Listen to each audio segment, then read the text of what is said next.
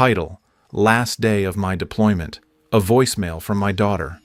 Dad, Mom's new husband is a cop. He's got the whole family at gunpoint. He said when you get here, he'll make me cuff you before he puts you down.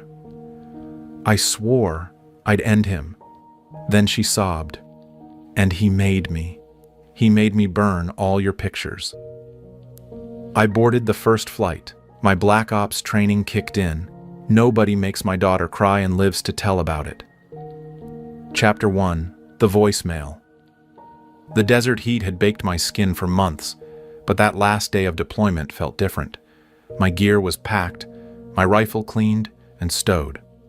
All that was left was the flight home, the moment I'd been replaying in my head every sleepless night. When I checked my phone, I saw her name, Emily. My little girl. The voicemail started with frantic breathing, then her small, cracking voice. Dad, Mom's new husband is a cop. He's got the whole family at gunpoint. He said when you get here, he'll make me cuff you before he puts you down. I stopped walking. The noise of the bass faded into static. My hand tightened around the phone until my knuckles whitened. Then she sobbed again, her voice breaking completely. And he made me. He made me burn all your pictures. The air in my lungs turned to ice. My vision tunneled. She wasn't just scared, she was broken, and I knew exactly what kind of man does that to a child. I ended the message and dialed her number. No answer. Again, no answer. I didn't bother talking to my CO, just threw my rucksack over my shoulder and headed for the transport. The commercial ticket could wait.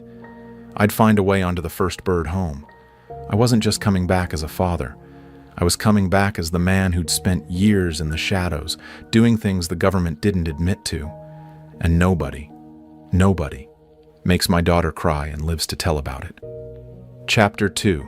The Flight Home and Gathering Intel. The military transport was cold and loud, the kind of noise that drowns out your thoughts if you let it. But my head was clear, sharp, running through scenarios like I was back in a briefing room. Rule number 1. Never walk into an unknown without intel. Rule number 2. Hit fast, hit precise, and leave nothing standing that can hit back. By the time the wheels hit US soil, I'd already secured an untraceable burner phone from an old contact who owed me more than one favor. My second call was to Detective Harris, a cop I'd saved once when an op went bad overseas. He wasn't the kind to ask questions. When I told him about the voicemail, he went quiet for a moment, then said, "If your ex's new husband is who I think he is, you're in deep. He's dirty, but he's protected. Rumors say he runs a side business, intimidation jobs, debt collections, maybe worse. If he's got your kid, you've got to move fast." I had already planned on it. "Send me everything," I said. Within an hour, my encrypted inbox was full. Addresses, known associates, routines, even where the bastard liked to drink. And in between the lines, one crucial detail. He wasn't officially on shift for the next 3 nights, which meant if anything happened, it wouldn't be on the record. I booked a room in a rundown motel 2 towns over, somewhere he wouldn't think to look. From there, I started piecing together the plan. This wasn't just about getting Emily back. This was about sending a message, one he'd never forget, and one that would make sure no one like him ever came near her again. But the next move came from Emily herself. Late that night, my burner buzzed with a single text. "Dad, he's sleeping. I can't talk. Please hurry." I stared at the screen, my jaw tight. She'd given me the opening. Tomorrow night, I was going to walk into his world. And when I left, he wouldn't have one left to stand in. Chapter 3. Infiltration Night. The streets were empty, the kind of quiet that only comes before something violent. I parked 3 blocks away, gear packed in a plain black duffel. Nothing flashy, nothing that screamed military, just tools. I moved through the neighborhood like a shadow, slipping past fences and under hedges until I was across the street from their 2-story suburban home. Lights out on the 2nd floor, except one. Emily's room. My pulse steadied. That was my target. I knew the layout. Harris's intel packet included blueprints. Front door leads into a hallway, living room on the left, stairs directly ahead, kitchen through the back. 3 exits, 2 cameras, 1 badly mounted floodlight I'd already disabled earlier that evening. I scaled the side fence and slipped into the backyard.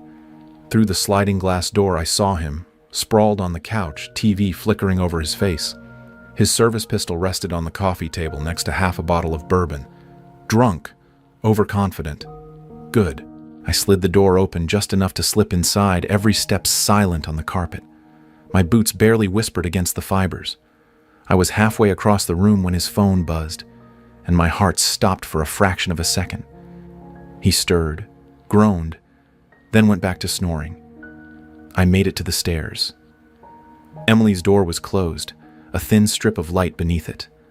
I knocked softly, the way I used to when checking on her at night.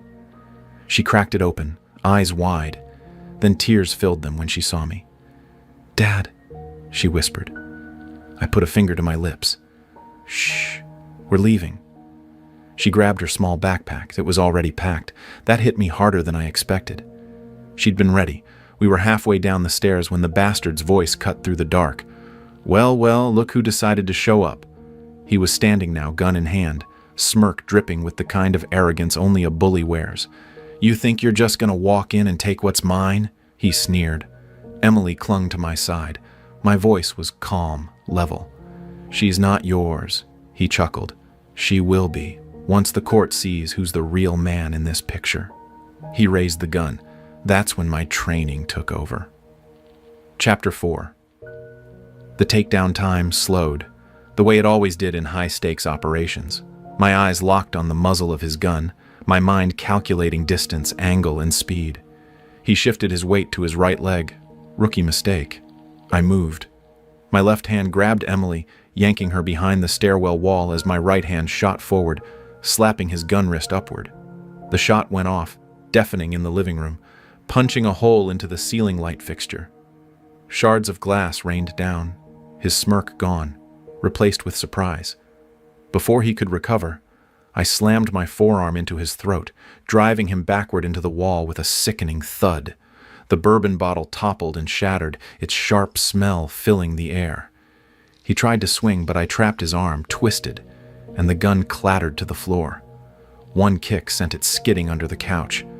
"You don't point a weapon at my kid," I growled, my voice low, steady, dangerous. He spat blood, glaring.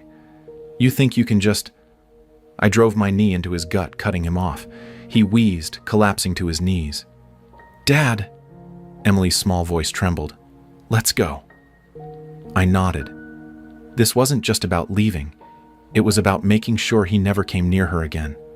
From my duffel, I pulled a thin nylon zip tie and bound his wrists behind his back, cinching it tight enough to make him wince. Then another for his ankles. "You'll be found," I said coldly, "but not before you've had time to think about every choice that brought you here." Before leaving, I took his badge and service weapon, both left in a sealed, labeled evidence bag on the kitchen counter, with a note, "Internal Affairs. Check the basement." Emily's eyes widened. "What's in the basement?" I looked at her and shook my head. "Nothing we ever need to see." We slipped out the back, disappearing into the night just as a siren began to wail in the distance. Not mine, his. By morning, the headlines would explode. Chapter 5. The Fallout. By sunrise, I was sitting across from Emily at a small diner 2 towns over. Her hands were still wrapped around the steaming mug of cocoa like it was a lifeline. I didn't push her to talk, just let her sip in silence until the color started to return to her cheeks. My phone buzzed. Not once, not twice, dozens of times. The first text was from a buddy in the state police. "You didn't hear it from me, but your daughter's stepdad just got picked up by Internal Affairs." The next one was from an unknown number, a shaky voice note from my ex-wife. Her voice was trembling, frantic. "They took him. They're tearing apart the house, the basement, everything. Oh my God, I didn't know. Please call me back." She didn't know? Yeah, right. I'd left the evidence bag for a reason. His badge, his service weapon, and a flash drive. Not mine, his. It held videos, transaction logs, and chat records of the things he'd done. To suspects, to colleagues, to people he thought no one would miss. The department moved fast. His name was stripped from the roster by noon. By evening, every news station had his mugshot, flanked by the words, "Disgraced officer under investigation for multiple felonies." But the real twist? They also uncovered a network. Corrupt officers, dirty deals, extortion schemes. And my ex-wife? Her name came up in the wire transfers. Emily watched me scroll through the news on my phone, her eyes wide. "Dad, does this mean we're safe?" I looked at her, my jaw tightening. We're safer now than we've been in years. That night I made one more call. Not to the police, not to my ex, to a friend from my unit. A guy who knew how to make certain people disappear from your life without laying a finger on them. "Make sure she never comes near Emily again," I said. He didn't ask questions, just replied, "Consider it done." By the next morning, my ex-wife had been served with a court order, full custody granted to me, no visitation rights, and a freeze on all her accounts, pending investigation. Emily slept in her own room that night, her favorite stuffed animal back in her arms. Before she drifted off, she whispered, "You came for me." I smiled, brushing her hair back. "Always." And I meant it, because now she knew. When you hurt my kid, you don't just lose the fight. You lose everything. Epilogue. The last look. 3 months later, life felt almost normal again. Emily was back in school, laughing with her friends, no more waking up from nightmares. I'd taken a quieter job, consulting, remote work, so I could be home when she needed me. We were walking through the mall one Saturday, hands full of shopping bags and pretzels, when I heard it. A familiar voice, one I hadn't expected to hear outside of a courtroom. "Emily?" We turned. My ex-wife stood there, pale and drawn, her hair a mess, eyes darting like a cornered animal. She wore a faded hoodie, no makeup, and she looked nothing like the perfectly polished woman she once pretended to be. Emily instinctively stepped closer to me. I could feel her little hand tighten around mine. I just wanted to talk," she stammered. "About what?" I asked flatly.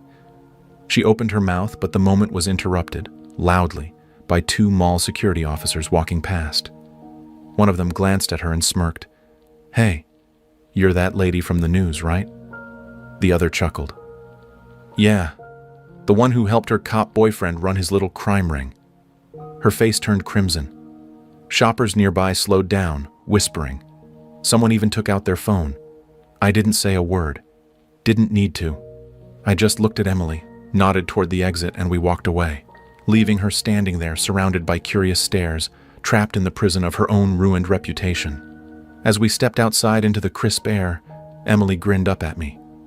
She looked smaller than I remember. "She is," I said. "Some people shrink when the lies are gone." And with that, we kept walking. No backward glances, no second thoughts. Her world was gone. Ours was just beginning. Was this revenge perfectly justified? Tell us what you have think about this story in the comments below. Like the story. If you think this story is justified, share it with someone who needs this energy, and subscribe to Lauren's story for more jaw-dropping tales of betrayal and justice. Because here, every lie has its reckoning, and every betrayal finds its shadow. Stay sharp, stay strong, and stay tuned.